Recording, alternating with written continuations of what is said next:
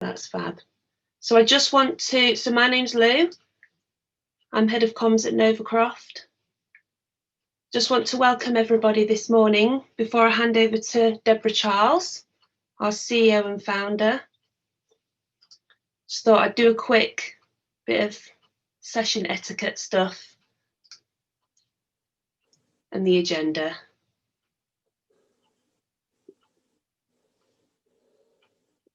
Okay, so we're going to start in a moment. I'll hand over to Deborah Charles. She's our CEO and founder. So Deborah will talk you through why we set up the Charity Forum, a little bit about Novacroft, a little bit about what we do. Then we have a fantastic speaker, Dr. Colin Wilson, psychotherapist, who will talk about trauma and transformation, how we all encounter and deal with stress, and some practical tips to survive the crazy world that we're living in at present. Then we're going to look at the findings of a live survey that we've just conducted into the different personalities or avatars that charities typically find themselves in, and how you can plan beyond this, as well as some examples of what charities are doing differently as a result of the pandemic. Then we have a truly brilliant panel of charity leaders from our Charity Forum gang. 50% of them are wearing Christmas jumpers. And there'll be an opportunity for you to ask questions at the end. We're going to finish around midday, and slides and everything will be shared afterwards. And in the spirit of collaboration, this is a collaborathon, so we would like people to ask questions throughout using the Q&A. And there'll be a couple of polls as we go through, where you can sort of submit your views on certain things. If you're on social media or you're tweeting along, please use #CharityForum and Forum to Thrive. And what was the final thing? So again, in the spirit of collaboration, if you could add your names and your organisations to the chat, because following this session, we will be giving everybody an invitation to like a collaboration group. So it would be great to get to know who's on this call. Oh, not yet. So I'll just hand over to Deborah Charles. Deborah? Good morning, everybody. It's brilliant to be here today to talk about and get practical tips. And we're calling this the Pace to Protect and Thrive Collaborathon. Now, I have a background in robotics and founded Novacroft some 22 years ago. And we're about solving big problems. It's through people engagement, waste reduction, and tech solutions that we have helped the energy sector ignite the energy sector to become energy efficient. We've helped the transport sector by completely revolutionizing the way that people travel in London by introducing the back office systems for transport for London, working with central government on similar projects. And really, over the last few years, and particularly when the economic crisis hit in 2008, starting looking at what does the future hold for society. And then 2 years ago, as a futurologist, I looked really at what is our future now as we see robotics increasing and the use of artificial intelligence becoming more prevalent. And as we approach the fourth industrial revolution, there are huge opportunities. 83% of jobs over that time from 2030 onwards don't yet exist. It brings with it enormous perils. And then, so those were the thoughts that were in my mind. And back in March 2019, I set up the Charity Forum. And the reason I set up the Charity Forum with my team was that essentially, if we're not careful, the opportunities might be there for the fourth industrial revolution, but the peril is enormous. And so the mission of the Charity Forum, which some absolutely brilliant minds from the sector getting together to look at what does the future hold for humanity? What's the future hold in terms of seizing opportunities and avoiding perils? and looking at what does today look like, and how do we bridge the gap to navigate safe passage. Well, why is it important? Well, it's clear that in society, we do not really know who to trust. Major brands come out as the most sought after in terms of trust. But in fact, it is the charity sector. And it is the charity sector that are the underbelly of the support we need for the future of humanity. And then when we look at this year from the 23rd of March, when it became clear to us that we were entering a lockdown, and none of us understood exactly what that would really look like. And it's clear that over this time that there are big problems that we have to face. And for us, it's about ensuring the sector is there to thrive and that each organisation can avoid extinction. So in today's session, my hope is that through what you'll hear and the discussions, you will have some practical steps to take away that you can help your organisation be protected and to start to thrive. But of course, you can't do any of that unless you are kind to yourself. It's very clear this year when I put my arms around my whole team, and the aim around the charity sector is that many people are suffering from trauma, from anxiety. And that's because this has attacked the base of Maslow's hierarchy of needs. It's the loss that we face. So thinking of the need for us to be able to help ourselves first so that we can help others, I'm very pleased to start this event this morning by introducing you to Dr. Colin Wilson. Dr. Colin Wilson is a renowned expert in psychiatry. He is an amazing man. You could listen to him for a very long time with an absolute brilliant career, from armed forces to the majority of hospitals. It's very senior positions throughout the UK.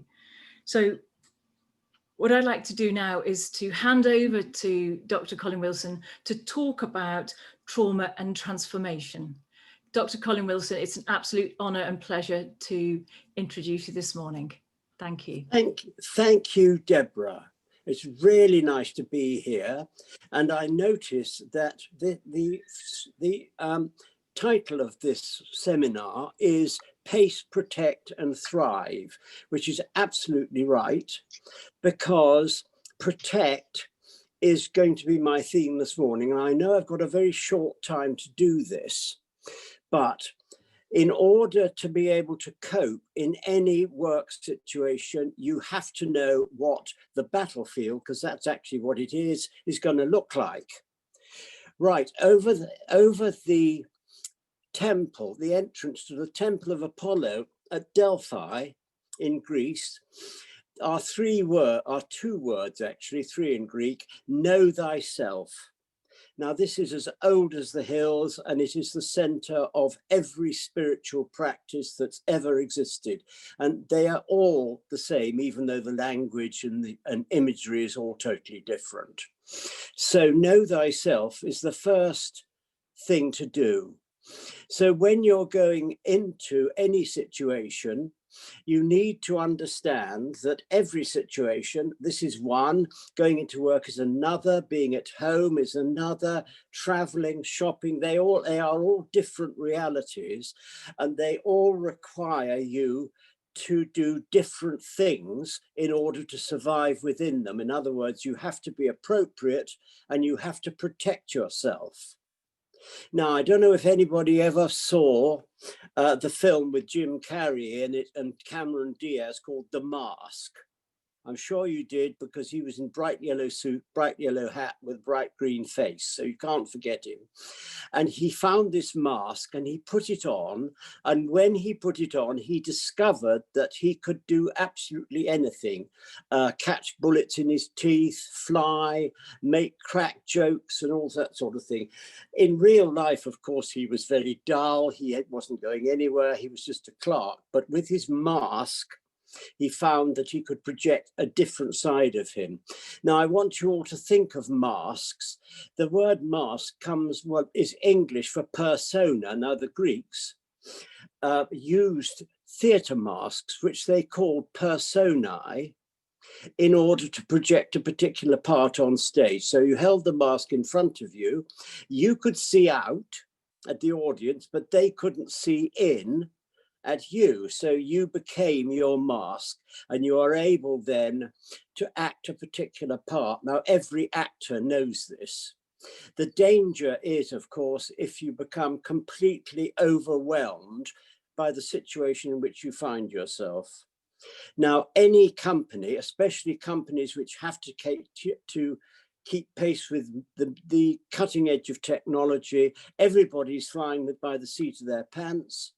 Everybody wants to survive within the organization. So Deborah is quite right. You don't know who you can trust. So what you have to do is to protect yourself. Now, every situation, let's take going to work as a typical example. You should be able to pick up when you approach the building in which your work is, where the work aura, the building's aura, starts and finishes. As soon as you're inside the aura of the workplace, then it takes over. And the first thing you have to do is to protect yourself. And you tell yourself, I am not the workplace. I am different. I am the center of my own universe. And it's very important to realize that. What I frequently teach patients is how to protect themselves. And this is a very, very simple idea, and it takes about 3 seconds. It's called, in the scripture, we've all heard what St. Paul says, you put on the armor of light. Now that's a practical piece of advice. The armor of light means that you have to be able to visualize light. And we can mostly do that. Now, I want you all to do a little bit of exercise. Close your eyes and imagine white light coming into the top of your head, right? That's where there was a little gap in your skull when you were born, called a fontanelle. Now, in your first breath, you breathe that white light. Now, so I forgot to mention Leonardo da Vinci's famous statue or picture of a man standing with his arms outstretched and his feet akimbo on the floor within a circle. Right, now that makes a 5-pointed star. His head is the top, his 2 feet are the bottom, and his 2 arms are the sides. Right, so with the first breath, you breathe white light from the top of your head to the bottom of your left heel. That's one in breath. The next out breath, you carry the light from your left heel to the tip of your right hand. Then the next in breath, you draw it across your right hand to your left hand. Then out breath from your left hand down to your right heel. And then the last out breath straight up to the top of your head. Now that means you are totally protected from any influence that is going to attack you. And there are lots of them. We're talking about energy here, because the whole of reality is actually an energy form. What you see around you doesn't actually exist. It is patterns of energy which are all interconnected. So you need to put yourself at the center of that. Now, having surrounded yourself with white light, you've done 2 things. 1, you've invoked some protection, and 2, you've spent 3 minutes or 2 minutes or 1 minute even thinking about yourself as the center of your universe. That's vital. You're then ready to go into the building, and you're protected because you are not that building. You are somebody separate. People get into trouble when they over-identify with their company. They think the company owes them a living, and when things change and it turns out that the company actually exists to owe itself a living, they get completely unstuck and they can't function and they get resentful because they feel the company owes them something. Well, actually, the company doesn't owe them anything. And the second thing you need to find out about life is it never was fair and it never will be. And that's not the idea. Life is simply life. Now, the idea of the mask is another imaginative thing. You can put the mask in your handbag. You can hang it on a hook near the entrance to the building. But the first thing you do is pick it up and put it on. Now, when you've got your mask on, the people you talk to won't see the real you. They will see what you want to project to them. In other words, you will be setting limits without realizing you're doing it.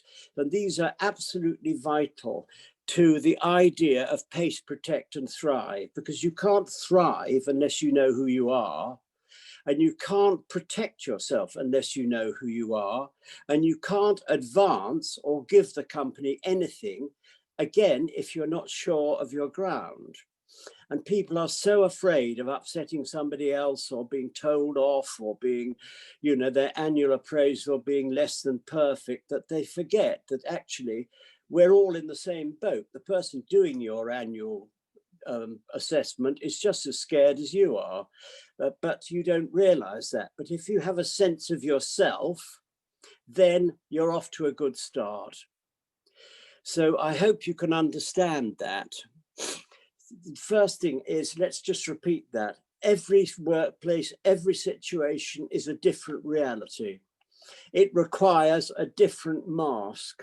The only time you take your mask off is when you're in the bath by yourself with candles, and there's no way that anybody is going to see the real you.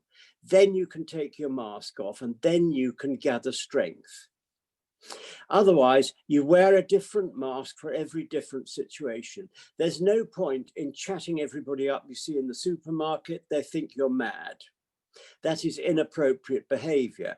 Equally, it's equally inappropriate to shrink behind your desk and say, I can't do this, I can't do this, I can't do this. So you think into yourself and you say, right, I am not my work, I am not this situation. How can I deal with it? Right, here's somebody I could actually ask for advice. So you ask for advice, you will invariably get the advice, and that will help you along to the next stage. But again, you always have to remember that you are not the company, that you are yourself. Hence this very ancient idea of knowing yourself. Now, this takes years. I'm 80 this year. In fact, I've just passed my 80th birthday. One of the advantages of being old is that I've had 60 years in psychiatry, and I've had ample time to find out what the human condition is really about. And if I don't know that by this time, there's no hope for me at all. And I've discovered all sorts of interesting things. Firstly, we all go through periods of transformation. If you're an insect, it's easy because you can see the levels of transformation you go through. First of all, you're an egg, then you turn into a grub or a caterpillar, depending on what species you are, then you pupate, and then at the end of a certain length of time, you emerge as a butterfly, a moth, a cockroach, whatever it is. And the cycle then repeats itself. All these moves are extremely painful. And you must understand that you only progress in life through the dreadful things that happen to you. Trauma always causes intense anxiety. That's the hallmark of it. People deal with intense anxiety by dissociating themselves from it. And this is an unconscious process you learned as a tot, probably when you emerged from your mother's body, because that was extremely painful, hard, noisy, and bloody cold when you got out. And so you dissociate yourself from that. And it's very familiar seeing people who are dissociated. They look like frightened rabbits in the headlight. They are blank. They're not quite there. A sergeant I had when we were serving in Germany, and we had somebody in the guard room who was in a very bad state. I said, "How is he this morning, Sergeant Major?" And he said, "Well, sir, the lights are on, but he's not at home." And that's what dissociation actually means. Now, dissociation protects you from anxiety. And it also, anxiety, of course, causes all the symptoms of post-traumatic stress disorder: sleeplessness, irritability, flashbacks to the event, things like that, a feeling of numbness, you can't feel your feelings. I could go on, but we're not talking about post-traumatic stress disorder. We're talking about transformation. But the heightened awareness caused by the high circulating level of adrenaline gives you insight. And it allows you to see what's happening to other people in a similar condition. And over many, many years, you learn how life actually works. The first thing to understand is that there is no meaning of life. When the Buddha was asked what the meaning of life was, he bent forwards and picked up a buttercup. And, you know, what's the meaning of a buttercup? A buttercup is simply a buttercup. It's doing buttercup business in a buttercup way, and that's it. It has its life cycle. So what we're actually looking for is an experience of being alive. Now, you won't get that unless you live in the present and you start from your center, which is where everything meets and you're connected to everything else, and you live outwards from that. Now, when you're at work, you're living outwards through your mask, which protects you from what other people are trying to do to you. There's a hierarchy in every company, every organization. And the more aggressive people in the company, we could call them psychic vampires, if you like, because what they do is live off other people's energy, which gives them a good high and convinces them that they're riding the dragon or the crest of the wave and they're on the ball, right? They do that usually at the expense of other people who don't realize that by being dragged into an argument, these people are losing their energy. So they feel exhausted, hopeless, wish they were dead, and wonder how long it is before they can go home. And they are useless from then on during that day. If, however, they've got their masks on, they're setting limits and they're projecting themselves, the person who wants their energy won't be able to get it, and they will then respect the person they're talking to, and it will become an equal exchange rather than a raid, if you want to put it that way. So really, that's the main thing I want to say, is that these simple exercises like realizing which reality you're in, picking a mask which fits that reality and enables you to function as an adult human being in a society, which is real life.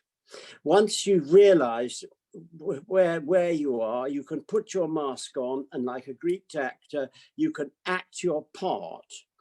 As Shakespeare says, life is but a stage and we are simply players. How true that is. So in other words, you need your mask. Somebody comes up and says, I want such and such a report by yesterday afternoon. You say, thinks, you know, that's totally unreasonable, can't say that. So you say something to defuse the situation. I'll do my best, but, you know, I'm only one human being. I can't guarantee you'll have it by tomorrow afternoon, but you'll have it when I'm ready and it'll be perfect. And of course it will, because you'll have time to protect it, to prepare it and make sure it's okay.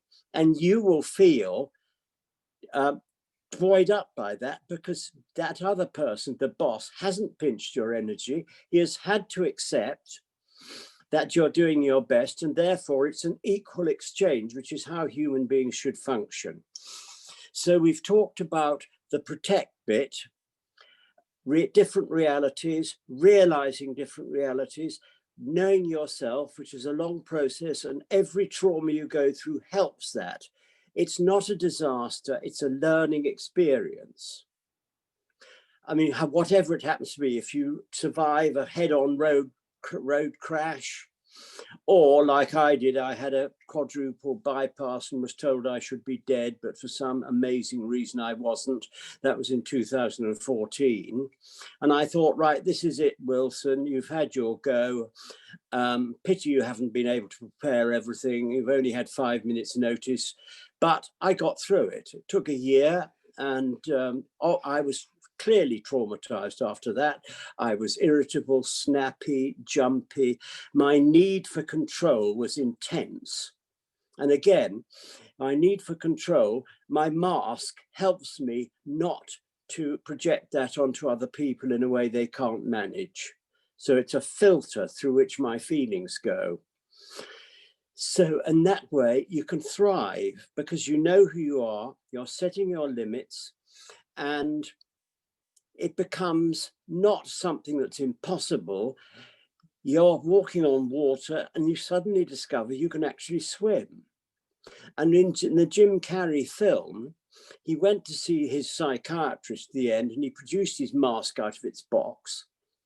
And he said, look, I'll show you what I can do with my mask. So he put it on and it wouldn't go on. So he tried all his old tricks and he discovered he could actually do them without the mask, which is interesting. In other words, he knew himself, knew where he started and finished, knew where other people started and finished, knew what tricks they were up to.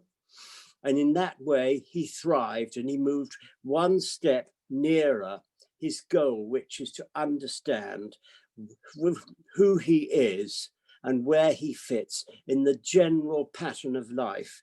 And if you're a nuclear physicist, you'll know that everything is connected to everything else in a very intimate way. So we are the same as our surroundings. And I'm always telling my patients, the only thing that exists is the present.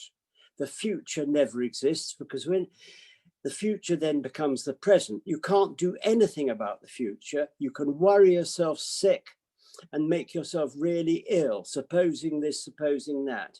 But when it becomes the present, you're in a position to do something about it. And it's everybody's experience that when the future becomes the present, it's not the same as you thought it was going to be. It's going to be completely different, and you'll sail through it. The past, of course, is the past.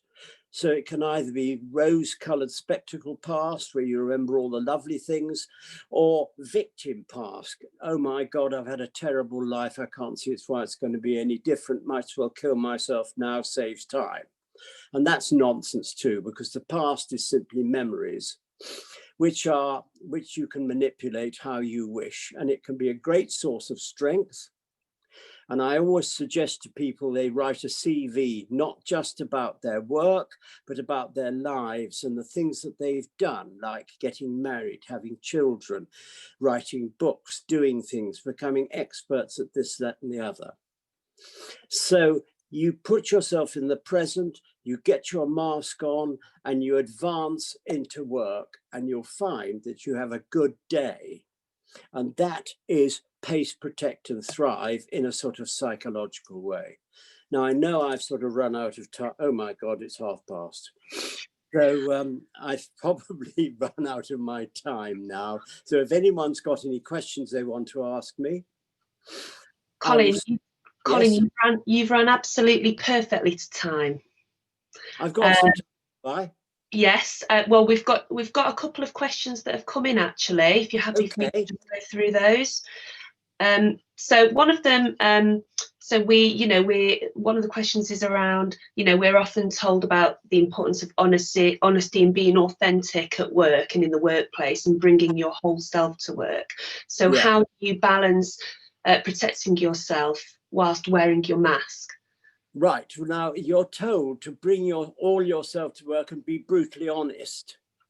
Right, now I don't know anyone who's brutally honest at work, but I do, because we have to conceal our inner selves from anybody else who wants to get at it. And the way the reason why they want to get at it is they want your soul as well as your working body. So your mask can act as a filter.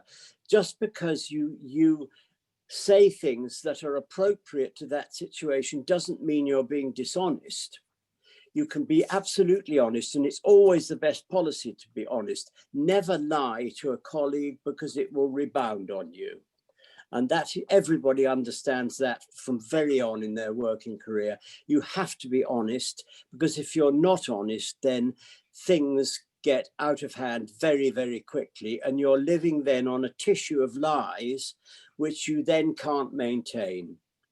So basically what you've done is you've denied yourself, and you've laid your innermost soul open to censure, which is what you deserve for not being honest in the first place. If you can't do something, or it can't be done, don't say, I'm on it and I'll do it in 5 minutes.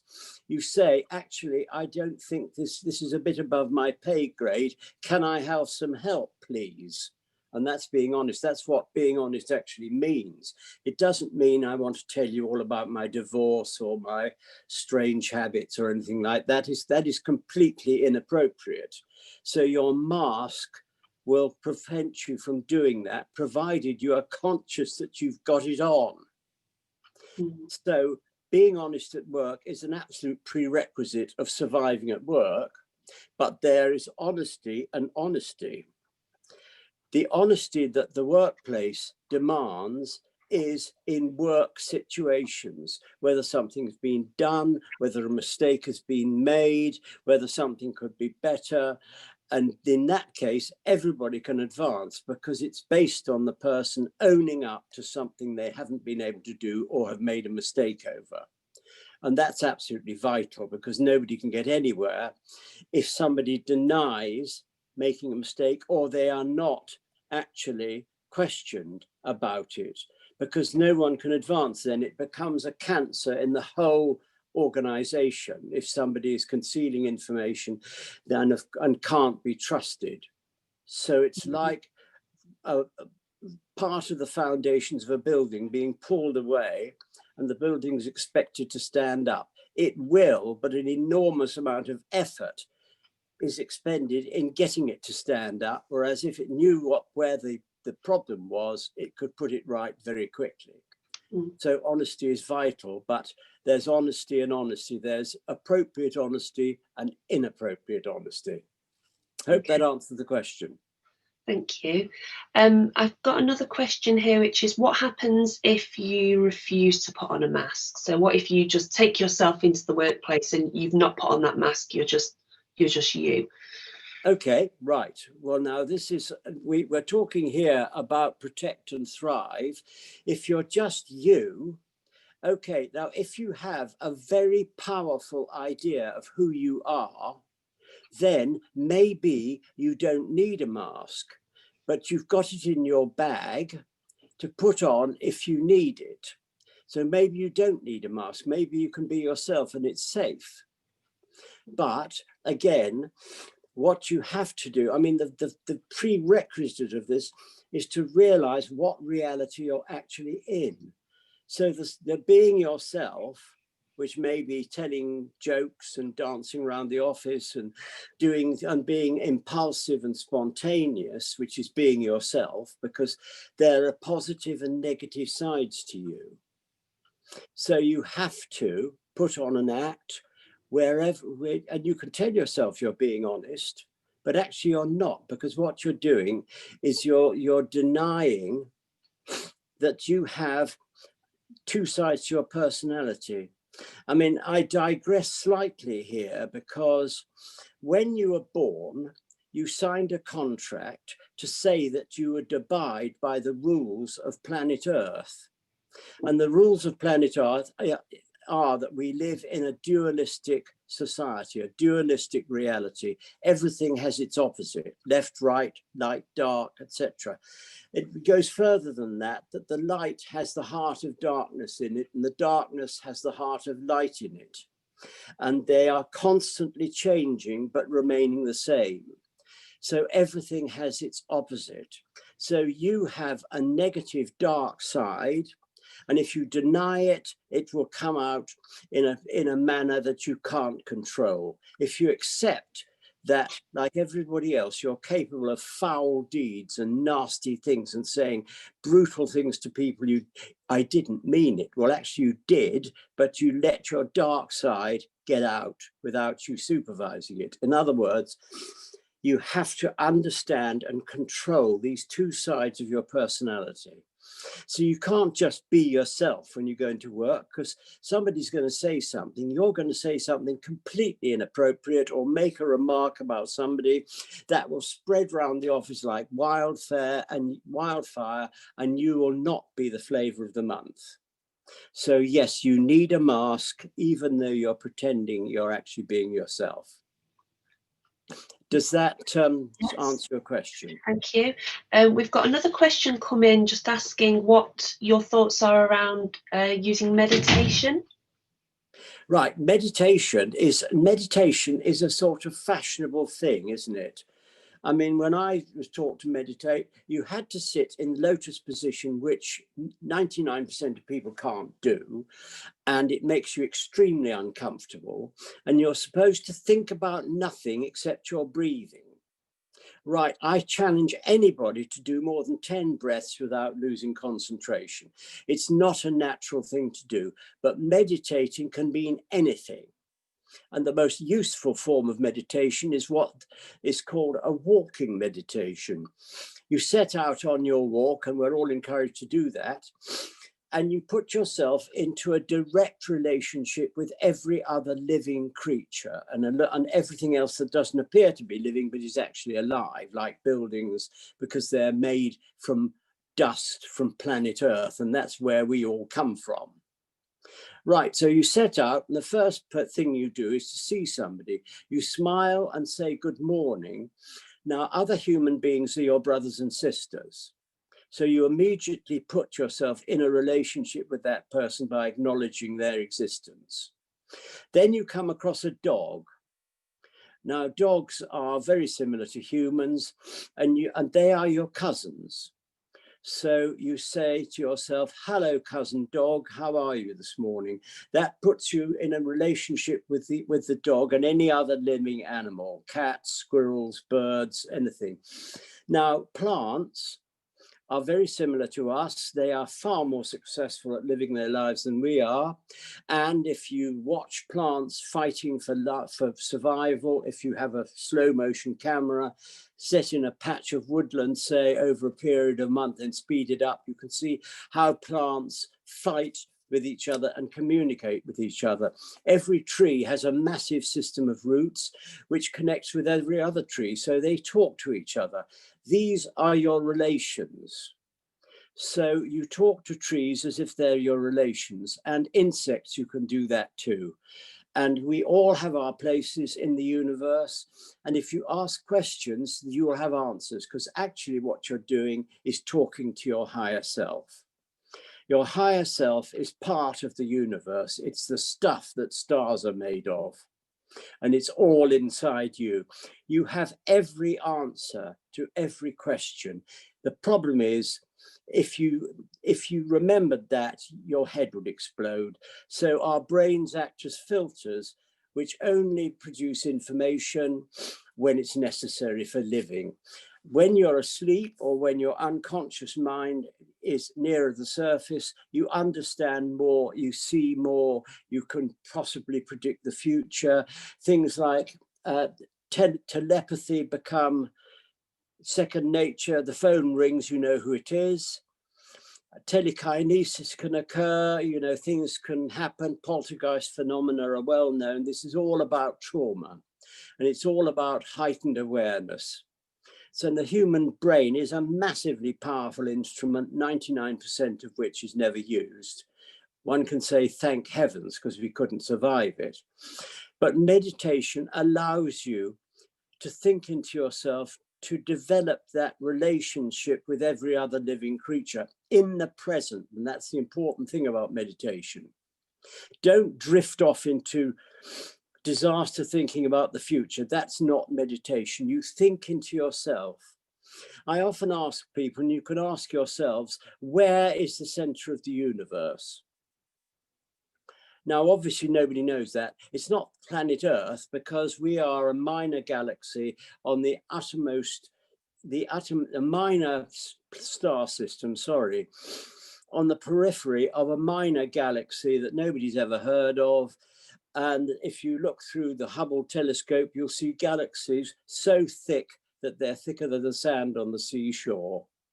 But each one of those galaxies represents what's going on in our bodies. So we have all the secrets of the universe within us.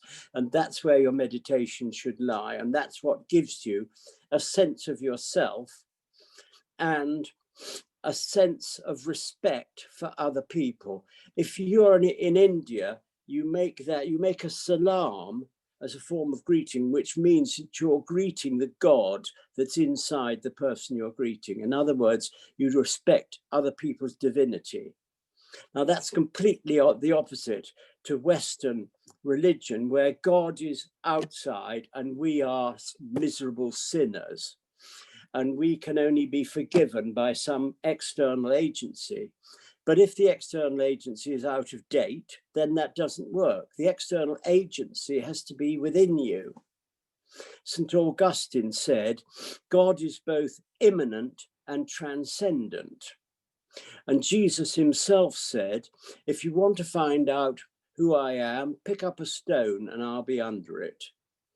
The kingdom of heaven is spread upon the earth, but men do not see it. In other words, everything is within you. And that's what it takes a lifetime to understand that. And that, if life means anything, that's what it's about.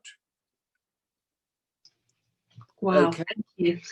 I think that's a fantastic point to finish on. Thank you so much for joining us. Okay. I'm just going to bring Deborah in as well. Deborah, are you? Yes, hi. Hello. Colin, you are so inspiring, and you're just brilliant, and thank you so much for that. Well, it's my pleasure, enlightening, Deborah. so helpful. Anytime, you know that. Thank you, Colin. Okay, well, I'm going to sit in on the rest of the seminar now, so that'd be great. Okay. Fantastic. Thank you, Colin. So, right. So our next part really is looking. So there's a beautiful, energized and insightful sort of thought about yourself, and that's amazing.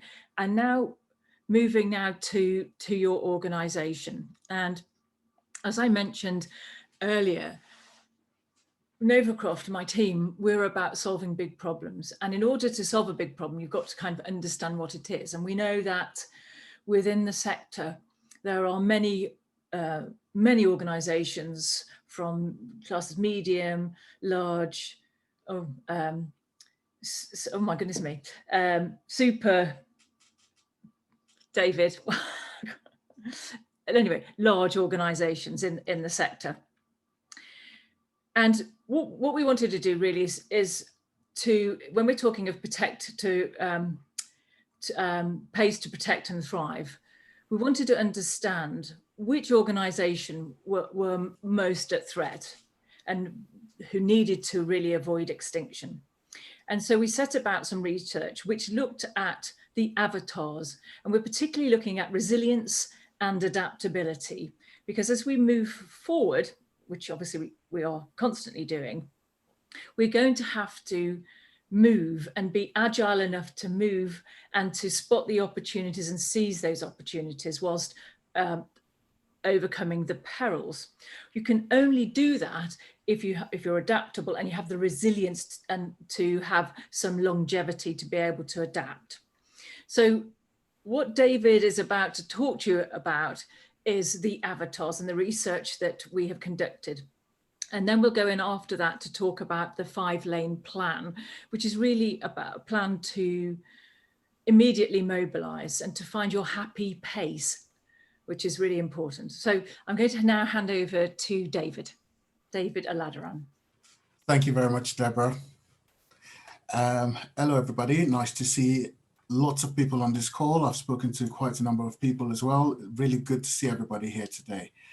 What I'm going to be doing is to take you through the findings. But before I do that, I want to talk about the avatars and how we conducted this study. Like Deborah mentioned, there are two pillars. The first pillar is the resilience.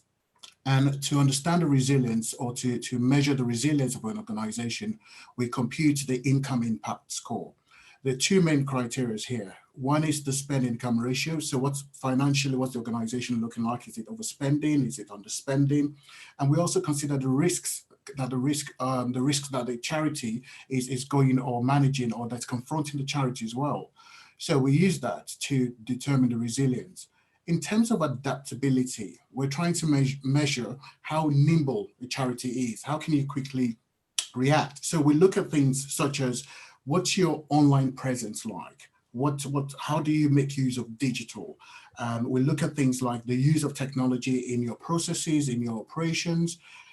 For example, how would a supporter engage with you? Can I join without having to fill out a paper process? We look at things like, have you had any recent, or are you currently carrying out any, or do you plan to carry out any transformational project as well? We look at things like the size of the organization. We will all agree that to turn a cruise ship on the ocean is different from turning a speedboat. So size sometimes matter, but like someone was asking me as well, that does it mean a big organization cannot be nimble? No, big organizations can be nimble as well. But we plot all of these criteria to measure these things. And we have 4 quadrants here, and I'm going to talk a bit more about the avatars now. So when we look at these 4 avatars, we've got the green turtle. And the green turtles basically are classified as endangered. They're very interesting animals because the green turtle will come out from the water to lay its eggs on the seashore. And the journey from when that egg is hatched to get back into the seashore is a survival journey. A lot of them don't make that journey because they move very slowly and they're preyed upon.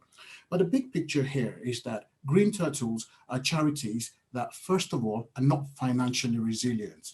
So from a financial point of view, they're they're at risk of extinction, to put it mildly.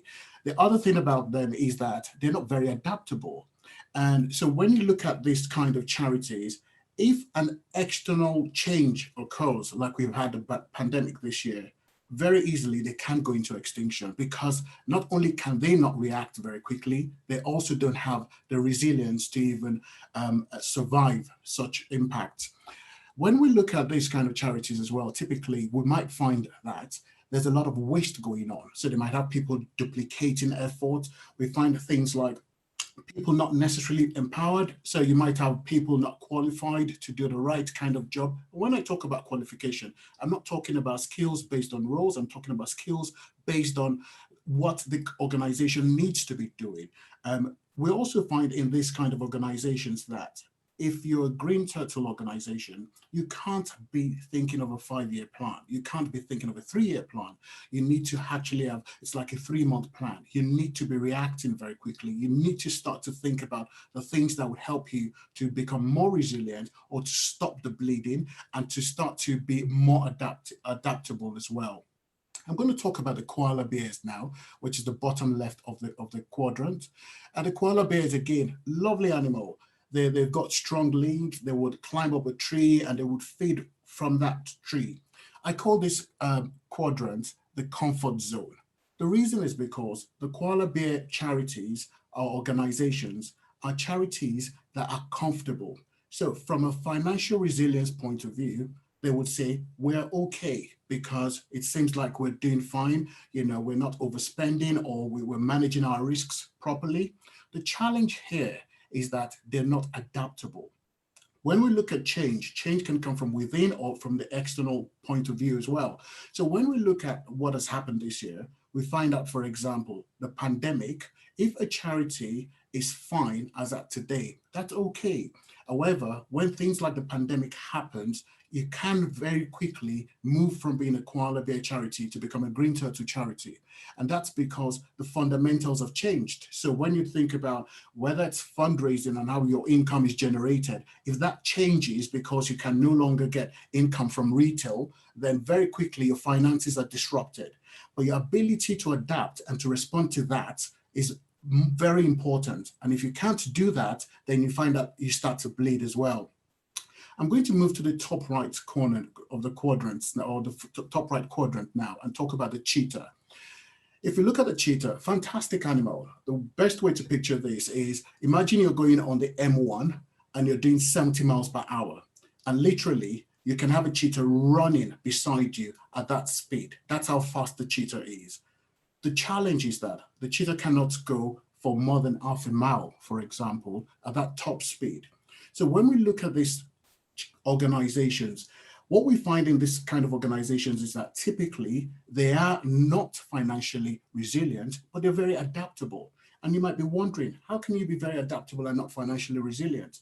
Sometimes charities of this nature are charities that are possibly doing too much too quickly, or then don't have clarity on what they're trying to do. So they find themselves changing, and they find themselves just, taking out a bit more than they can actually manage. And that has an impact on them.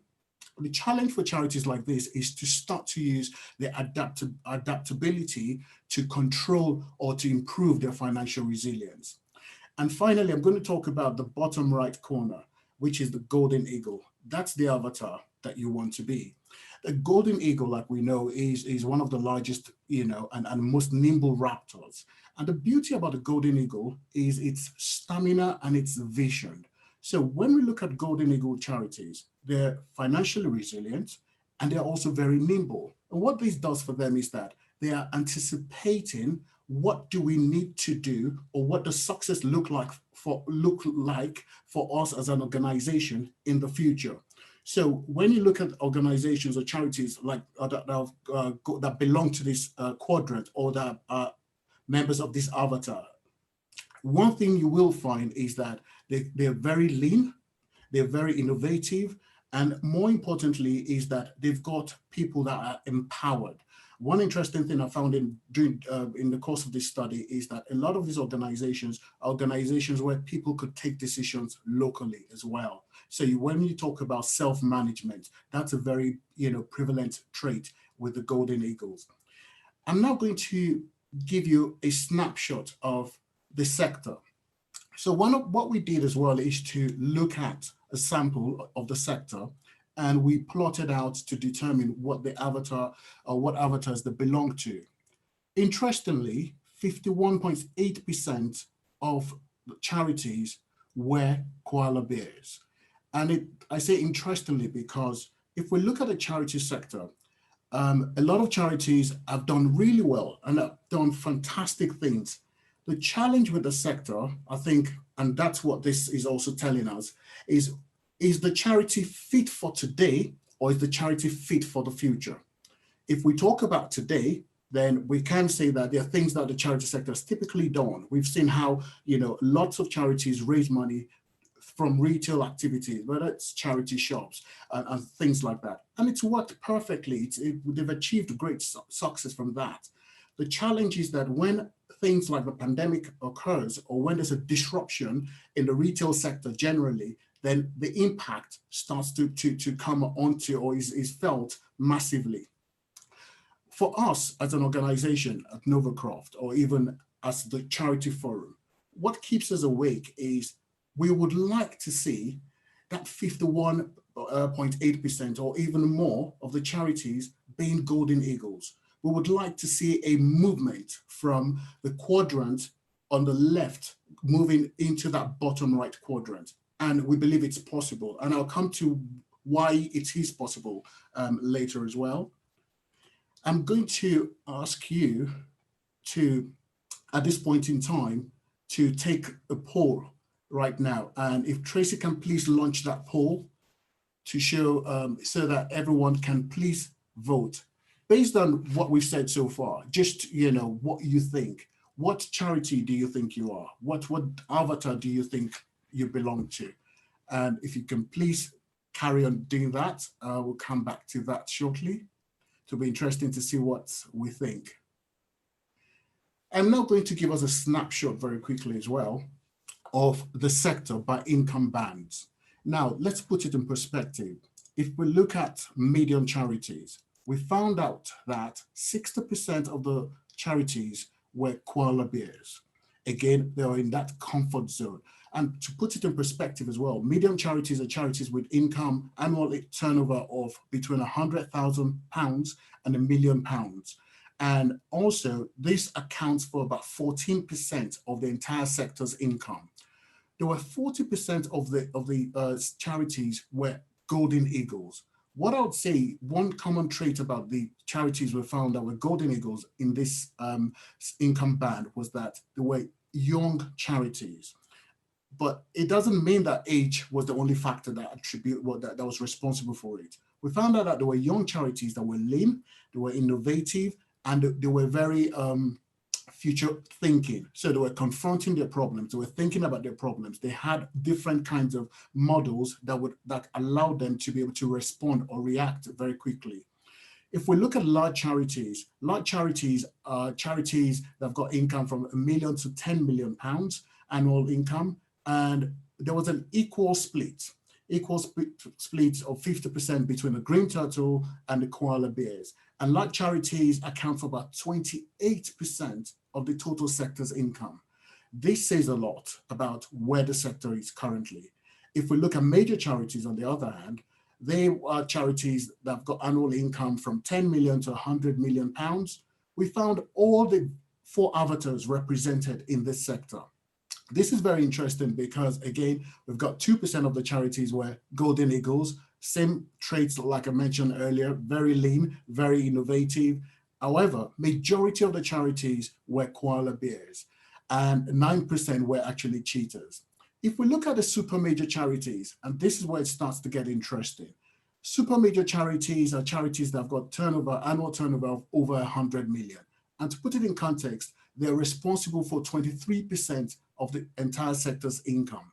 What we find here is that these are charities that have grown. However, most of them are at risk. And it's important that the services that these charities offer do not just get wiped off completely. Now, let's look at the avatars by sector. To give you a quick snapshot, if we look at the animal sector, for example, we find out that most of them are koala bears and green turtles, and 14% were cheetahs. But let me put a bit in perspective as well. This, between April and June, there was a 33% increase in number of people sleeping on the streets in London. The demand for the services that charities provide is increasing. At the same time, we also found out that at least £28 million was lost as a result of charity shops not being able to open during lockdown 2 alone. And what we're beginning to see is that income is decreasing. So you've got increase in demand and then for services, and then there's a decline in the income that these charities are getting. And what we're saying here is that it's extremely important for the sector to understand where things are and to understand how to begin to move into a positive or a much more better productive or future protected, resilient, adaptable quadrant. Again, it's similar for other subsectors. One that springs to mind very quickly here is the education and research subsector. And one of the things I found out here was about the funding model used by the charities that were Golden Eagle charities. And it's interesting to note that this is one of the dynamics that affects different subsectors. Whilst they are funded by whether you call them grant funding or research-based funding, a lot of these organizations actually have the ability to live within those means. In other words, they create an opportunity for themselves to say, this is what we want to do. They also create the infrastructure, they create the systems, the processes that allows them to deliver those things very efficiently. It doesn't mean others were not doing that or they're not doing that. It only means that others were or are not as adaptable. So like I said, if there's an external impact, they might not survive as much as the previous ones. Let me now go back to our poll. And Tracy, if you could please launch the results of the poll, please. Wow, fantastic. So 52% of our respondents believe they're koala bears, and 31% believe they're golden eagles. 17% believe they're cheetahs, and none believe they're green turtles. It would be nice to at some point, compare what you think and what you find. One of the things I would just say in closing at this point in time is that it was very interesting when carrying out this study, and the few people that we spoke with, what they thought and what the reality was. But we believe very strongly that for you to be able to take action and to be able to move at pace, the first thing that we must establish is the facts, the real state of where you are. It's like going to the doctors, you need to know the vitals, otherwise the prescription could be wrong. At this point in time, I'm going to invite Deborah to come back and introduce the 5-lane plan before I start talking about that. So Deborah, please. Okay, thank you, David. So the 5-lane plan, essentially, if I look at this year as a leader, then we know that from the beginning, one of the things, the common things in terms of protecting lives and protecting livelihoods is that we've all had the same scenario. So for me, in terms of leadership, it was about bringing the team together for a common enemy, if you like, which was COVID-19. And in this time, in terms of leadership, it's really being about helping others. And for that, with our internal team, has been about ensuring that they have a purpose, that they belong, and they feel that they can make a difference. Really important. We talk about pace to protect and thrive, and it's quite clear this year, above all, that most of us, most organisations have had to adapt. There's no choice about it, adapt or go, really, become extinct. And so within that is moving things, not just at pace, but at a sprint. And as David said earlier, in terms of the cheetah, a cheetah can sprint for something like 700 meters, and then it's out of breath. So it's about pace, and it's about finding your happy pace for you and your organization. So when we turn to that, it's also obviously about staying relevant, and staying relevant is about looking ahead. And to look ahead, it's about working together with your team, with other stakeholders, other people in different organizations, to embrace different ways of doing things, to be inspired, etc. So one of the things that we found in terms of staying relevant is looking at, so where is funding coming from? Looking at adjacent markets, looking at what sectors are thriving as a result of this? What things do we as consumers not use anymore? What are we starting to use more? Where are those new markets coming from, so that you can adapt your offering to meet those needs? Also, it's about diffusing drag. So it's probable that most organisations have, to some extent, and I'll use the word, put up with things taking the time. It's just the way it works around here. We have to go through this procedure, and that's how it is. Well, in fact, it doesn't have to be that way. And the big thing now is around diffusing drag, and that means if you're looking at, for instance, a purchasing process, how can you refine that? If you're looking for how to get sign-up for something, how can you make that slimmer so that you can act faster? As we all know, there's 12 months in a year, and every day and every week that you're spending time doing what we call non-value-added work creates less time to be able to make a difference. We call it failure demand. It's where you're doing work that is costing you money, but you're not benefiting from it. It's not protecting you, nor is it helping you grow. So we've got to look at those sort of things. I think so the next part of it is about, so two parts really, is traditionally organisations talk about their strategic plan, their 5-year strategic plan. And the fact is now that we have to make a plan which is more adaptable. So where we start is by putting a marker in the sand somewhere in the future, whether that's 6 months from now, 12 months, 18 months, 2 years, wherever you want to be, and working with a core group of people from around the organisation, not your senior leaders, not just your senior leaders. It's about amazing minds. And what we've found is that there is a massive talent around you, whether they're within your organisation and including volunteers in that, people that you know, etc. Fantastic amount of talent. Bring that talent together to think about your perfect place for you and your organisation. When is it? What time is it? Who's there? Who's not there? What have you achieved? What have you overcome? Understanding that and putting that in context helps you take the next step, which is really looking at what we call the 5-lane immediate direction plan. So reflecting on this year and today, if you like, is we're looking at the 5 lanes, which is fast lane first. This year, what things have you done at pace that you've had to do, possibly at speed, that you've done, like moving people off site? Different things you've done that you've done at lightning speed that you could replicate. So what can you do again? You might need to hunker it down a bit more to make sure it's nice and sturdy, but what can you do at pace? So getting all these minds together to think about those things. The second lane is the growth lane. These are the opportunities that you could seize.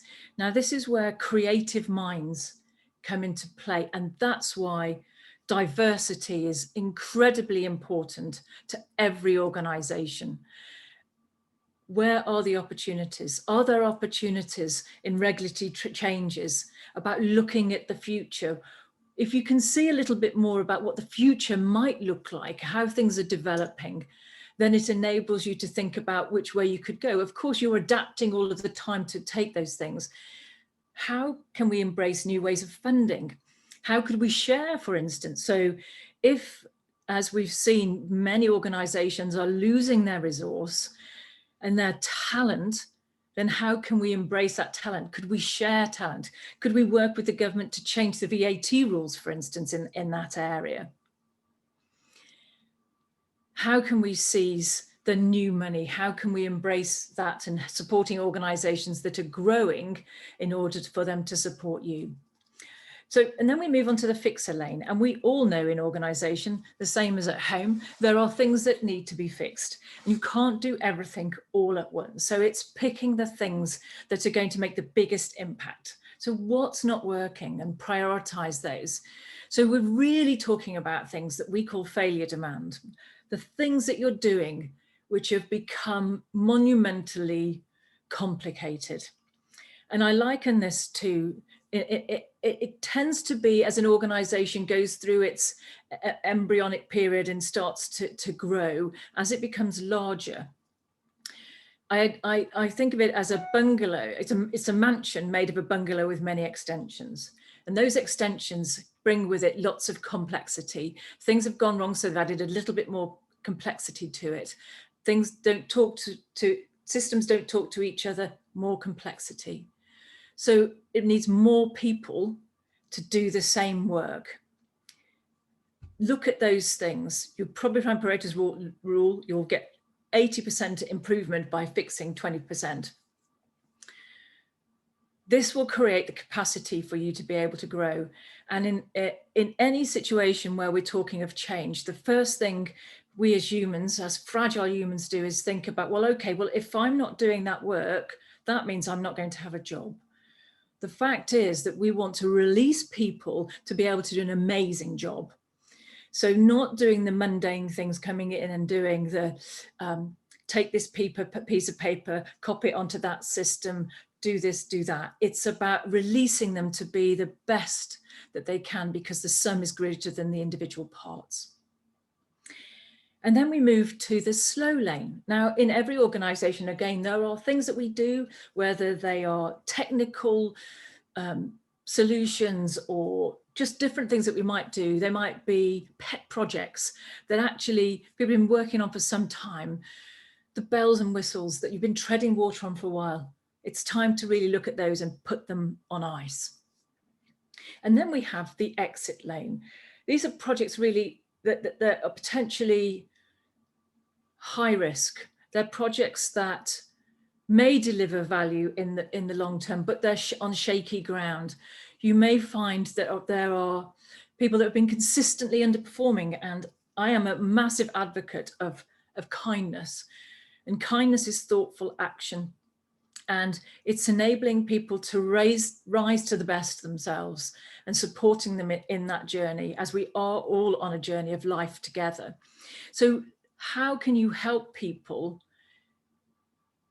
lift themselves to be making a difference, feel that they've got a purpose, that they belong and are making a difference, and that you can measure that and work together to create that sense of belonging? There is a truth, unfortunately, that not everybody in life finds themselves in the right place at the right time. And sometimes there are those difficult conversations that need to be had. And that often helps that person find their right place. So that gives you a sense of what the five-lane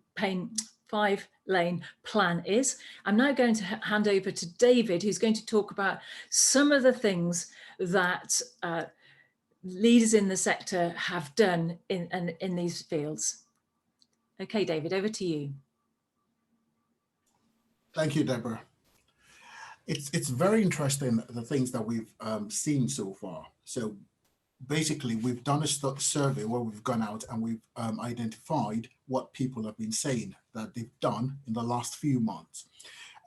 Some of these things jump to mind very quickly, but to put it in perspective again, remember the avatars we spoke about earlier on.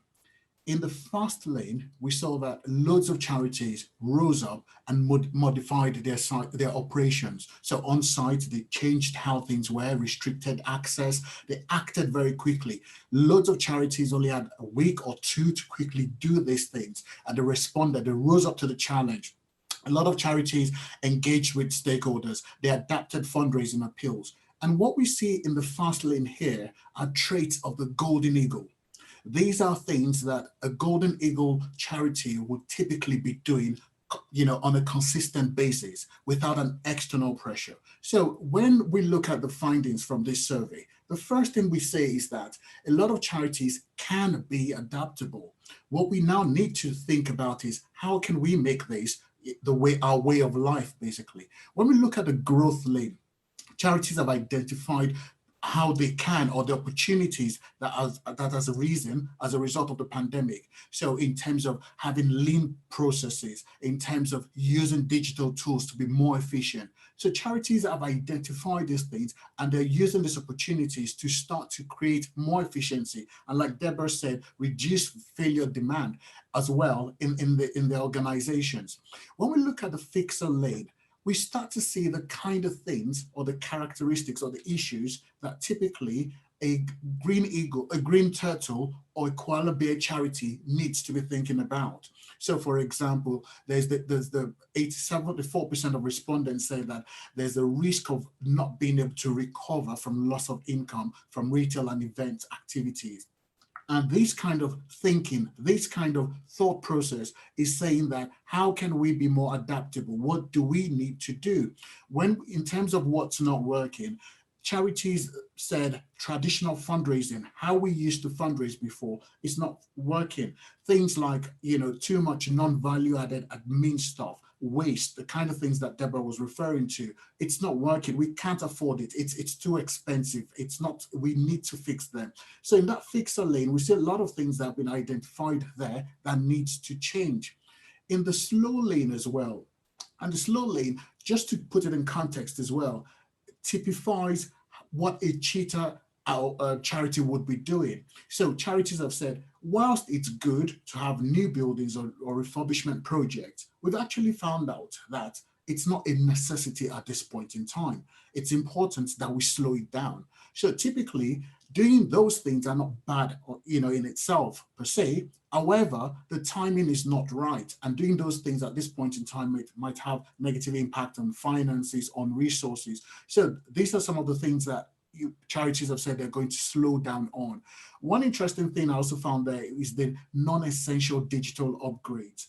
There's a mindset sometimes that we need the latest, gadget, we need the latest technology. One of the things we always advocate is that we need to understand what exactly is the purpose of that digital tool or that digital, technology that you want to acquire. Because sometimes, and it's not peculiar to the charity sector alone, we sometimes acquire things just because someone else has got them. So these are things that charities have identified that they need to slow down. The exit lane is a very interesting one. And these are the things that they've identified as things that have to stop. One of the things, or the two big things that come out here, are face-to-face activities, be it, events or what do you call them? Anything that requires people coming together. So there could be community events, there could be fundraising events. The other thing that also stands out is relying heavily on charity shops for fundraising. If we look at the exit lane and we look at a fixer lane, we can see that there's a need to reinvent how we raise money.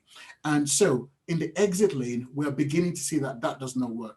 But to give you an illustration, when we looked at the avatars earlier on, we found out that majority of the sector are koala bears. And the koala bears, they're financially okay, but they're not adaptable. And once we need to change the financial model, then what's the impact on the majority of the sector? How is that going to impact the sector? How do we need to do things? And if care is not taken, or if action is not taken, it starts to mean that a huge proportion of the sector, or a huge percentage of the sector, would be at risk as well. These are some of the things we found out. But I'd like at this point in time to invite our panelists. We have with us today 4 distinguished charity leaders. I'll just introduce them very quickly. We have Emma Cannings, who's the interim CEO at Bookmark Reading Charity. Emma is a founding member of the Charity Forum Gang.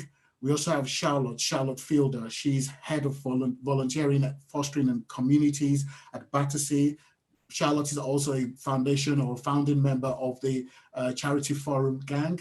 We have Paul Marvel, who's a Charity Forum gang member as well, and executive head of the Battersea Academy.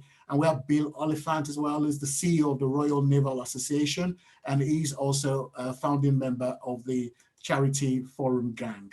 I'm just going to ask everyone to just wave their hands to participants. And I am going to start with you, Emma.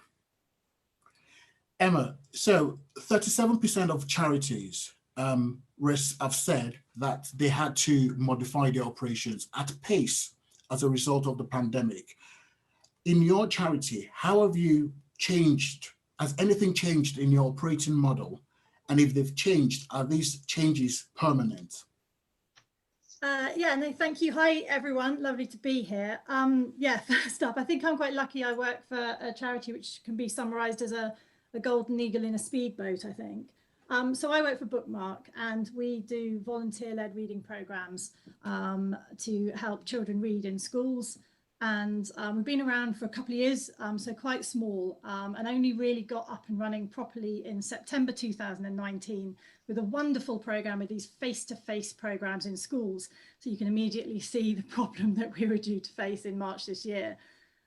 So immediate reaction was that everyone went remote working, and very shortly after put people on furlough. But we're obviously keen to carry on helping children read.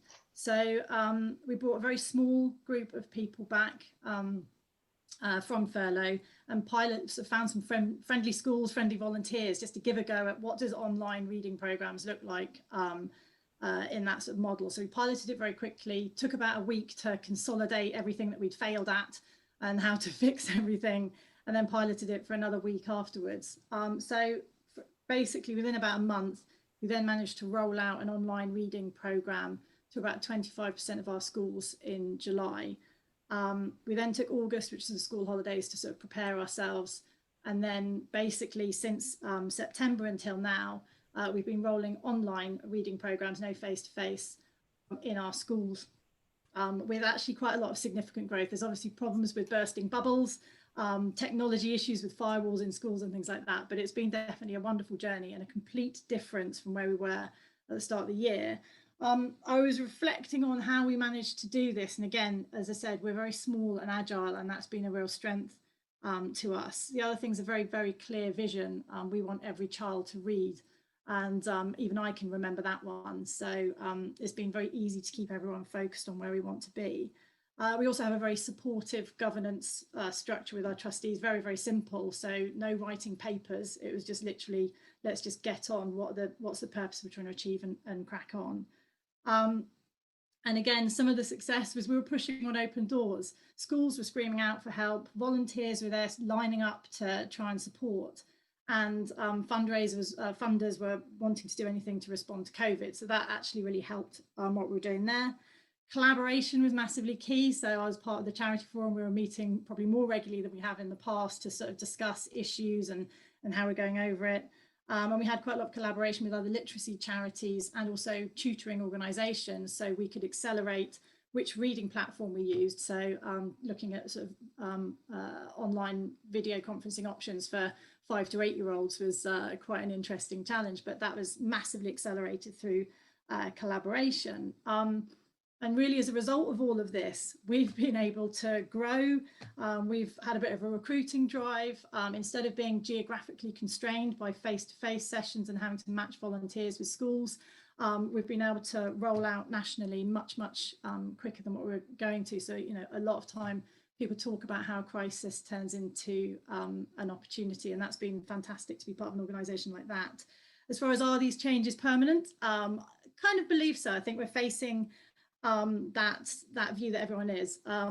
We don't know what hybrid looks like, but we're ready to listen to our schools and understand their needs and how we can react to that, so we can keep with our vision of wanting every child to read, and currently just consolidating everything that we've learned, and also working with the National Literacy Trust to ensure that where we've been very evidence-based in the past about our face-to-face programmes, we've got a similar evidence base to make sure that the long-term impact for children in online reading sessions is also fabulous.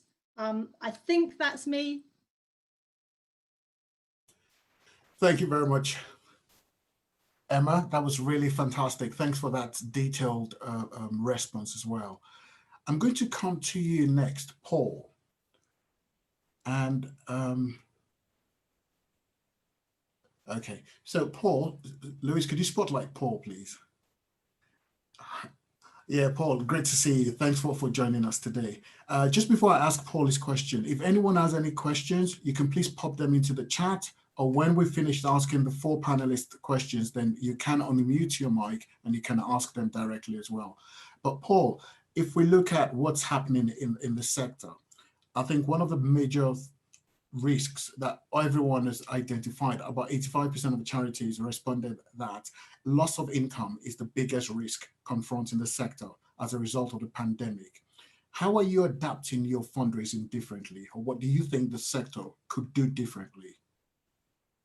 Okay, thanks very much, David, and thanks so far for a fantastic session too. I think it's been absolutely brilliant. I loved Colin Wilson's session, and I will look at The Mask in a completely new way. It's one of my favourite films anyway.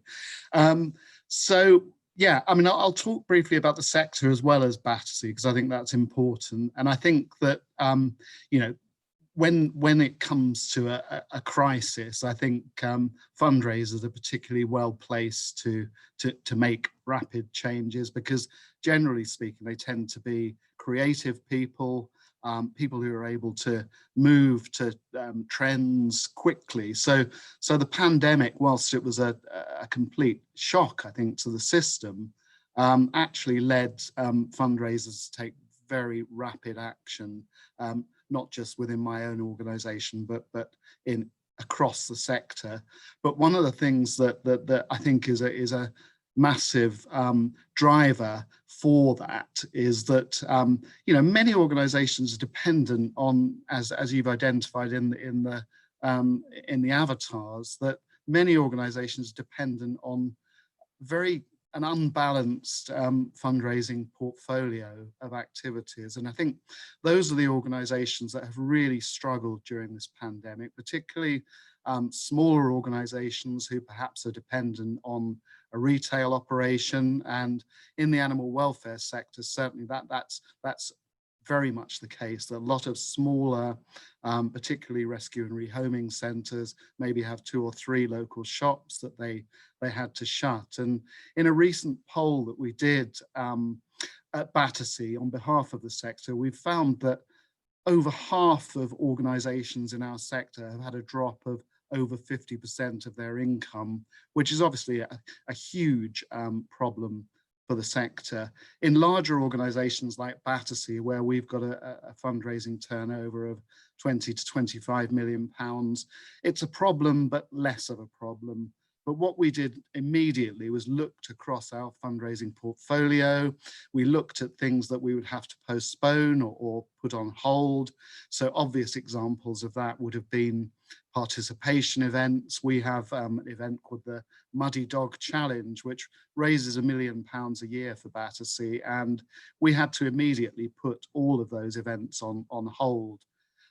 Face-to-face fundraising is a massive income generator for Battersea. The street and door-to-door fundraising, we had to completely pause that. We found that people weren't responding to non-cause-based fundraising. So we run a lottery program, which we put TV ads on. We paused those TV ads because we were getting a far lower response. People respond to things that are current and affect the current situation. And we found that the lottery product just wasn't working. Ticketed events, which are a mainstay of our activity, could no longer happen. Even things like working with major donors, having one-to-one meetings face-to-face with major donors just could no longer happen. And some of our advertising, off-the-page advertising in newspapers, for example, just wasn't hitting the spot, so we had to pull that. So what we had to do in its place was adapt and innovate, and we've done a really great job of doing that, in my opinion. So we've introduced new virtual events. We've got a virtual carol concert instead of the normal carol concert that we'd have. We're adapting the way that we interact with our donors. Trust is key, as we talked about earlier on. People want to trust. There's so much mistrust out there that building trust and confidence of your donors is incredibly important. So what we've done is we instituted a program of actually calling all of our donors on the telephone, not to ask them for money, but to update them on what Battersea is doing during the pandemic, with no financial ask at all. And people really appreciated that personal touch during a very difficult time for everyone. And we've just introduced a whole raft of new fundraising activities that are possible to do virtually rather than face-to-face. And we will gradually phase back those activities that we know will work once it's safe to do that. So we've transferred a lot of people who would have been participating in activities during 2020 onto our 21 programme, in the hope that we will be able to get things back up and running once the vaccine programme is working. Until then, we've really had to adapt what we're doing. Now, we're very fortunate. Because we've adapted what we're doing, we've made savings on our expenditure. So that's to some extent offset the damage that the pandemic has done to our fundraising programme. But what we've also done, and I think this is also really key, is collaborated across the sector. So with the knowledge that we knew that many small animal welfare organisations were going to struggle, We worked with our umbrella organisation, which is the Association of Dogs and Cats Homes, to put in place an emergency fund. In fact, Battersea contributed to that fund, as did a number of other larger animal welfare charities. And then we then made grants to some of the very small organisations that were clearly not going to survive the pandemic if something drastic wasn't done. So we collaborated and worked across the sector to make that happen. I'm sure I may be running out of time, so I've got plenty more I could say, but if someone wants to tell me when to shut up, I will. Otherwise, I'll carry on. I mean, one of the things that I wanted to say was that there is plenty of support out there for those organisations who want advice on fundraising during this period. The Institute of Fundraising has done some brilliant work, and in fact they've produced a report called Fundraising in the Time of COVID-19, which has got some great recommendations, and many of those are about making sure that you maintain the relationship that you've got with their donors, with your donors, and connecting them to your cause, and really building up that trust that is currently so lacking out there in society at the moment. So the Institute of Fundraising have got some great stuff. The Fundraising UK website is brilliant for information and advice. The FSI, the Small Charities Coalition, are all there to help smaller charities with what they're doing. So do take advantage of that. There's also plenty of research published on those websites on the pandemic and how to react and respond far better to it. So I'll leave it there, but obviously if there's other questions, then I can take those. Thank you very much, Paul. I'm going to move the spotlight to you next, Bill.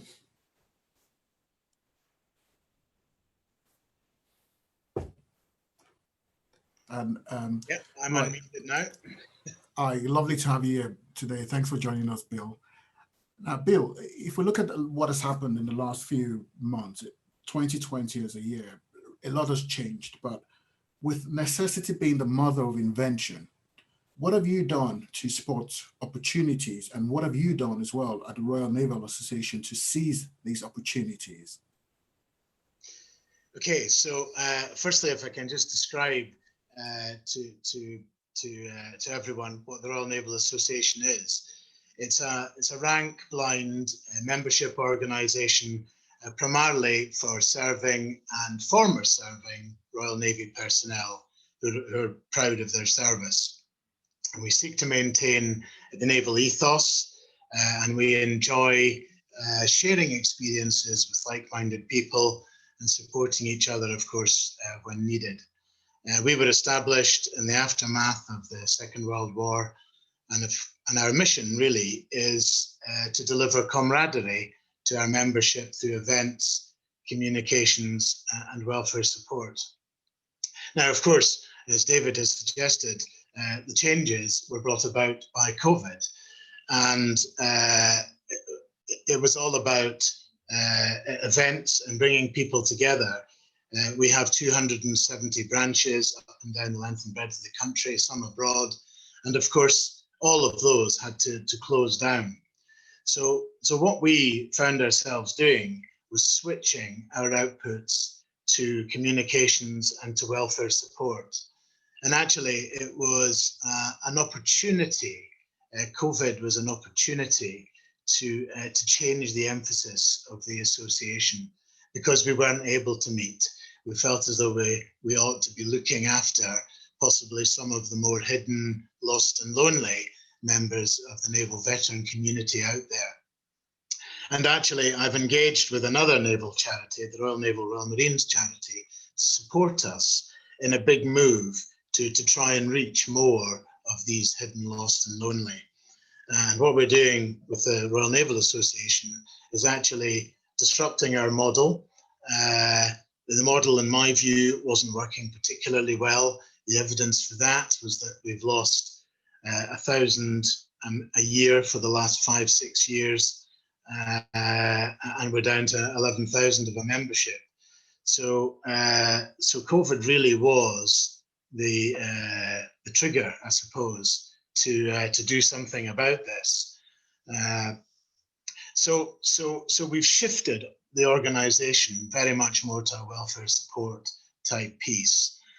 But the big thing that we're doing in terms of disruption is changing the income model.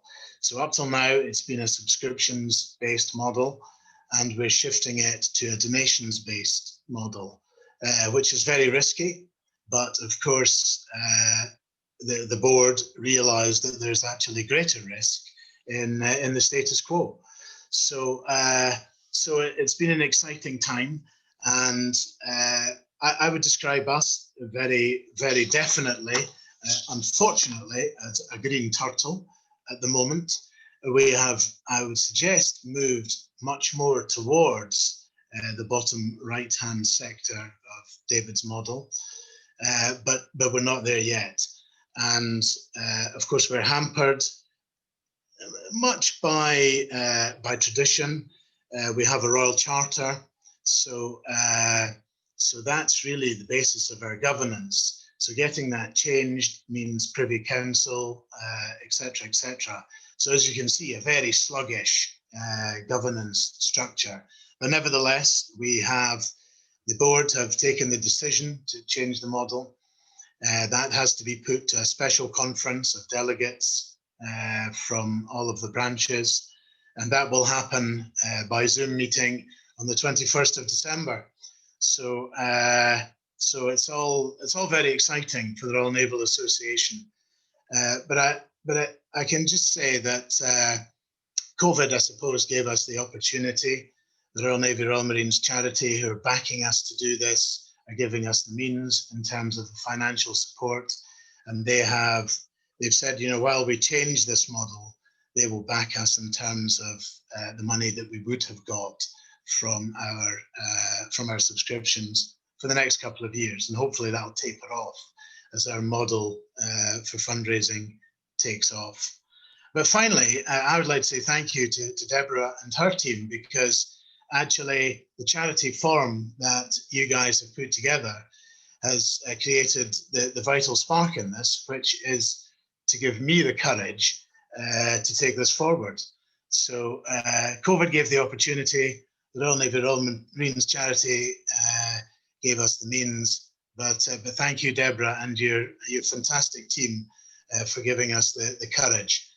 And just being able to speak with people in a similar circumstances. You've heard Paul today, you've heard Emma already, you're going to hear as well from others too. But it's just being able to sit in a group and share experiences, share circumstances, and discuss the opportunities as well as the threats. So it's all very exciting. I've recruited a couple of extra staff who join on the 4th of January. So for me, 2021 is very much something to look forward to. Despite the living in the present, it's only a month away. So I very much feel as though we're set up to be able to relaunch the association out of COVID and do things positively in the future. I think that's enough from me just now. Thanks so much, David. Thank you very much, Bill. Thanks for inspiring others as well. I think you've taken a very bold step this year, and you're a role model to other charities. Thank you very much for sharing that with us. I'm going to move the spotlight now to a very dear friend, Charlotte Fielder. Hello, Charlotte. Hello, good morning, happy Christmas, happy Friday, and thank you very much for inviting me to come along and join the panel today. Happy Christmas, Charlotte. I also want to say something about Colin Wilson, because I think he just blew us away by not trotting out lots of familiar material. And I remember him as the Capital Radio Doctor on a weeknight with Anna Rayburn, which was a show called Anna and the Doc. And I probably show my age now, but if you thought he was brilliant today and he had loads of words of wisdom, he was equally brilliant back then. So thank you very much for inviting somebody from outside of our sector, but to come in and really give us some good food for thought and some practical tips. So excellent. Thank you very much, Charlotte. I'm going to ask you a question now, Charlotte. And, thanks for being so Christmassy. One of the things I love very much about you is that you always bring positive energy, and I always love speaking with you. But I'm going to ask you something that I know you're very passionate about. So if we look at 2020, like we've said, so much has changed this year. And if we look at the impact of this change on organizations, I'm going to ask you, what do you think the impact of the change has been on the emotions and the resilience of the team, and what you're doing to support your team members? Well, that's a fabulous question, because there are lots of practical things that we can do. We don't have to be frozen in the spotlight. I think before I answer it in any detail, I think we have to start by acknowledging the number of factors that impact upon emotions and resilience, and some of those are external factors, and some of them are the internal stuff that comes up from within us when we feel challenged or threatened or frightened. My experience in the workplace is that we all want to be our best selves, and we have all wanted to be our best selves during this crisis. And for some of us, at some times, it has meant that we have put pressures on ourselves. So it is normal to feel scared about the future, but we mustn't beat ourselves up. And we mustn't beat ourselves up about being in touch with our own worries and concerns, because unless we can name them and understand them, we actually can't then move on and do the work piece. But I want to say something about resilience, because I keep looking at Facebook memes and Twitter memes, and I'm sort of starting to see an awful lot of fridge magnet philosophy, which is dressed up as being resilience, and actually it's toxic positivity. So it's all of the sort of stuff around only positive vibes around here. Stay strong, sister. We'll get through this. And it's not always helpful for people who are feeling a little bit shit. It really doesn't actually help them move their situation along. So that would be one of my tips at the moment, is stay away from toxic positivity, and look for people who actually sort of, when you express a fear or a doubt, instead of them trying to fix it, are actually able to sit with you and accept where you are and give you some hope and validation. And this is where I think I really connect with a lot of what Deborah says about kindness and thoughtful action. So kindness isn't a superpower. It doesn't run out. You can apply it at any time. It's something that you can practice. So we, as a sector, as leaders and employers, we need to keep in mind that these changes on our emotions and resilience can be profound, and especially as a sizable number of people are working so differently and working at home or have been on furlough. We've lost access to all of those spontaneous conversations which many of us have enjoyed previously. Staff who are actually coming into work can feel a number of conflicting emotions and burnout, and actually they can feel a bit annoyed. I'm coming in all the time and there's a lot of people working at home, and that's a valid feeling as well. Staff on furlough, they can feel sluggish, they can feel undervalued, depressed, isolated. All of these feelings are absolutely valid. So what have we learned? What practical steps? Battersea have done some really good things, and I'm very proud of what Battersea has done. We've taken a view that prevention is better than cure, and we have brought in lots of products around resilience and mental health. I feel that our senior management group, which is chaired by my good colleague Paul, we are actively trying to be good role models, but we're also trying to ensure that there's not an integrity gap, because there's no point in saying to people, do as I say, not as I do. And what I mean by that is, we're turning around saying to people, only work your hours, don't work into the evenings, and then we are doing exactly the opposite. You can then demotivate people, and actually people can start to feel Am I valued? Does my manager think that I can cope? And then I come on to my, and so the final things I'll say in response to your question is around about the word team and supporting teams.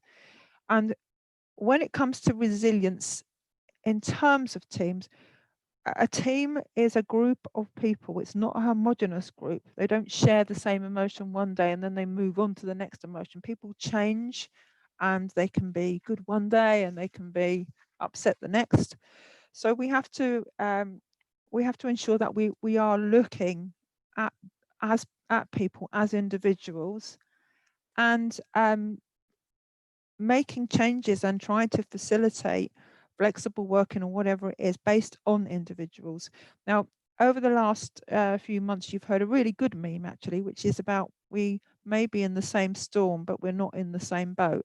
And I do think that Battersea, we've managed to recognise that people aren't on super yachts, that they are a lot of the time feeling that they might be in a dinghy. And so we're doing some things like the people who've come into work earlier on, we were giving them a £20 a day extra payment because they were coming in. We provided a lot more L&D, communication, oh my God, webinars with our senior management team and our CEO. We were hearing it from the top down. We invested heavily in mental health first aid training. We published lots of resources. And this to me is a really good thing. This Christmas, we are giving everybody an extra 4 days leave. So we're just going down to our core business of looking after the animals that we have at our centres. And the staff who have to come in, they will be given 4 days toil to take after Christmas. And that to me is, there's an old saying about fine words, butter, no parsnips. So don't talk to people about things that you could do or you might do, or go onto this link and make yourself feel better. Do something very practical and very helpful. Giving those people will be off for 10 days. People who might not have taken that leave, definitely. I would have been working between Christmas and the New Year, but wow, what a boost to morale. So if you can find things that are practical, I think that's really one of the best things an organisation can do. And I think I'm probably out of time, so I apologise because I'm gonna save my cautionary tale for the next time we have a collaborathon. Thank you very much, Charlotte. I really appreciate, you're always fantastic and always great to hear from you. I don't know if anyone in any of our participants today have any questions at all for the panelists. You can just unmute your mic and ask the question, please. Well, there's a question that's coming for Charlotte, and I'm just going to read that. It says that, what are the ways you think your volunteer team have been affected by the crisis, and how have you been supporting them if many of them cannot come in to volunteer?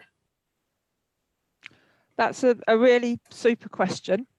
The first thing we did was set up a Facebook group, and we encouraged our volunteers to share everything about their lives or their animals or their families. So it didn't just have to be about their volunteering. And we encouraged people who were volunteering at different centres, because we have a centre in London and one at Brands Hatch and one at Old Windsor, to introduce themselves. So there were people saying, hi, I'm a category volunteer on a Wednesday at Windsor, and they were forming friendships and building alliances. And we felt enabling people to get connected was a really good thing. We have twice a week virtual Zoom choir, which is volunteer led. We have meditation and mindfulness group, which is also volunteer led. We put on there were 69 separate webinars from the 1st of April up until last week, and volunteers have attended, and in attending we've counted up 1,100 volunteer hours, which means that we see that as a good level of engagement. We took the time to launch our diversity and inclusion survey. But I think more importantly, we've been really truthful, because there's no point in building up false hope about when our volunteers can come back in. So we were able to bring back a few of our category volunteers, and then we had to stand them down again. and our kennel volunteers were saying to us, this is really bad, and we want to be there, and is there something to come back to? And we were acknowledging how people feel. We weren't just glossing over it. We were saying it is bad and we get that and we miss you too, but this is what we're doing in the short term. So lots and lots of really practical things and absolute honesty about where we are. Thank you for that question.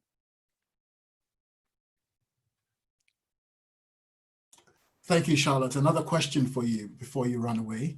The gentleman is asking, how do you think charities will have to react and change to how they engage with their volunteers in 2021? What's happening in the sector that is changing for volunteering? Well, that's a really, that is such a good question. And I asked the same question, which is why I go onto the NCVO website a lot, because they've been doing quite a few surveys. I think the role of volunteers will become even more important, because there will be many charities who won't be able to employ the same number of staff. And although I'm being really careful here, because a staff job does not equal a volunteer role, so I'm not talking about job substitution, but I'm talking more about where some charities are extremely volunteer led and other charities are extremely volunteer supported.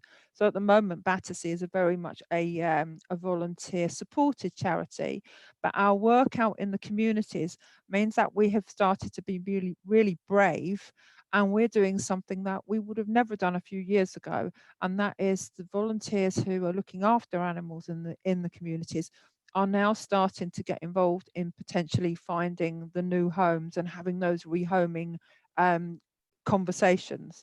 So I think charities will be looking at what they do and saying, actually, we can give more responsibility to our volunteers. We still retain the accountability, but we can actually ask of people if they would take on more responsibility. And what I'm finding is people absolutely want to do it. So that's my guess, is there'll be more for volunteers to do in the future, not less. Thank you very much, Charlotte. I'm going to come to you, Deborah, now. I'm going to hand over to you so you can do the wrap up. Thank you very much to our panelists. It's been great having you, and thank you for taking time to join us today. Thank you. Well, okay, to wrap up, again, reiterating what you've just sorry, forgive me, what you've just said, David, is what an amazing panel we've had this morning. And I think everybody would feel uplifted and enlightened and energized by what they've heard from the panel, and I include Colin in that as well. So I'd like to say again, thank you very much. We all need a shot of inspiration in the arm and to enable us to flourish. So thank you for that.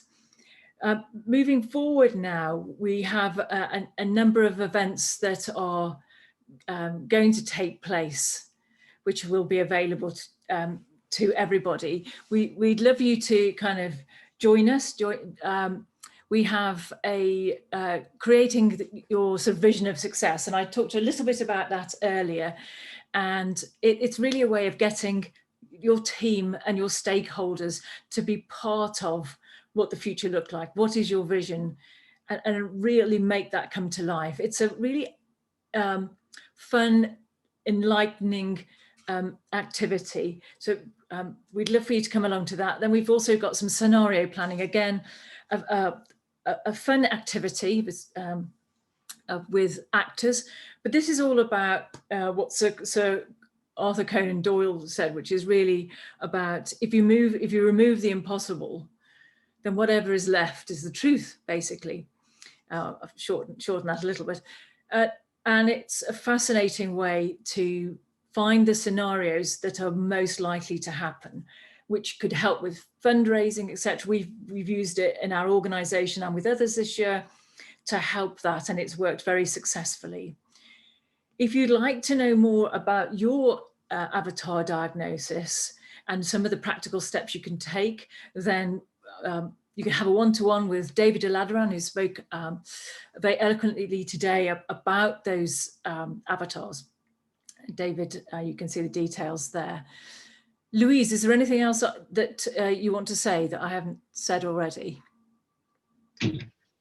No, Deborah, only that we will obviously share all the excuse me, all the slides after this. We'd love for everybody to get involved with the conversation with the rest of the Charity Forum guys. So we will send out sort of ways that you can get involved going forward. Okay, fantastic. I would like to thank everybody for joining today and wish you a happy Friday, and I hope you have a great weekend and that you can look after yourself in the ways that have been described today and go on to help your organisations thrive. Thank you very much for attending. Take care. Bye, and thank you to everybody.